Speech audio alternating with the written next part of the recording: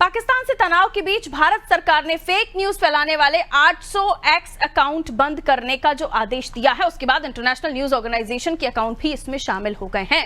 X ने यह दावा किया कि उन्होंने अपने ग्लोबल गवर्नेंस अफेयर्स अकाउंट के जरिए ये दावे हो रहे थे। प्लेटफॉर्म ने कहा कि हम इससे सहमत नहीं है, ये पोस्ट और अकाउंट सिर्फ भारत में नहीं दिखेंगे।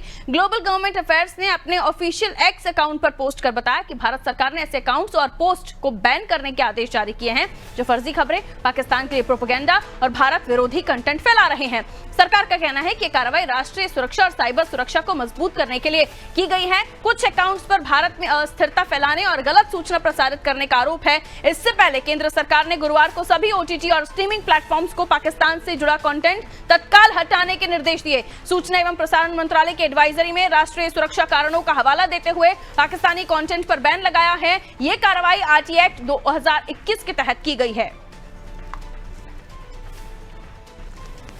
तो देश की डिजिटल स्ट्राइक, जिसमें 8000 एक्स अकाउंट हटाने के लिए ट्विटर को लिखा गया, जिसके बाद ट्विटर ने कहा कि दूसरे देशों में नहीं लेकिन भारत में अकाउंट नहीं दिखेंगे और सुरक्षा के लिहाज से ओटीटी कंटेंट जिन भी प्लेटफॉर्म्स पर पाकिस्तानी थे उन्हें भी हटाने के लिए कहा गया। तो डिजिटल स्ट्राइक अभी नहीं, इससे पहले भी हमने देखा कि सोशल मीडिया अकाउंट तमाम पाकिस्तानी सेलिब्रिटीज के बंद कर दिए गए थे और अभी ये निर्णय इसलिए लिया गया है ताकि सुरक्षा के मद्देनजर किसी भी तरह का कोई फेक न्यूज या फेक कंटेंट जनता तक ना पहुंचे। विनोद हमारा सहयोगी हमारे साथ जुड़ रहे दिल्ली से।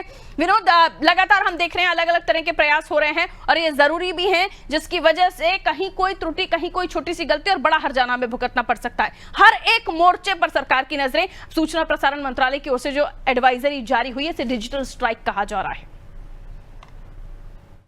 देखा जाए, जैसे 22 अप्रैल को जैसी आतंकवादी घटना हुई थी उसके बाद से ही लगातार भारत सरकार एक्शन मूड में आई थी।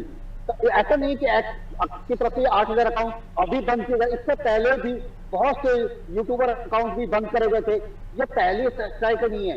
देखा जाए तो बहुत से चैनल ऐसी खबरें फैला रहे थे जो भ्रामक थी और कहीं ना कहीं लोगों के मन में दहशत फैल रही थी, एक पैनिक हो रहा था और फेक न्यूज चल रही थी, जिससे कि कहीं ना कहीं समाज में भी गलत मैसेज जा रहा था और कहीं ना कहीं उससे हमारी सेना की जो एक्टिविटी है वो भी बाहर तक जाती थी, जो गलत है। मगर एक्ट से साफ साफ कहा है कि ये जो 8000 के जो अकाउंट में ब्लॉक कर रहे हैं ये भारत में नहीं दिखेंगे, पर इंटरनेशनल लेवल पे उसके कुछ गारंटी नहीं दी गई है। मगर देखा जाए जिस तरह से ये अकाउंट ब्लॉक किए गए हैं, ये पहला काम नहीं है और पहली बार नहीं है। इस तरह के काम होते हैं और अभी तो यही हुआ है। इसके साथ अभी भी बहुत से ऐसे अकाउंट है जो एक्टिव हैं जिन्हें ब्लॉक करना बाकी है। तो कहीं ना कहीं अभी और निर्णय होंगे और अभी बहुत कुछ आपको देखने को मिलेगा। ठीक, बहुत शुक्रिया जानकारी के लिए विनोद। तो ऑपरेशन सिंदूर के तहत अब हम देख रहे हैं डिजिटल स्ट्राइक भी की गई है, जिसमें 8000 ट्विटर अकाउंट जो है देश में जो फेक न्यूज फैलाने वाले थे, जो गलत अफवाहें, जो गलत खबरें दे रहे थे, अफवाहें फैला रहे थे, उनको बंद किया गया है।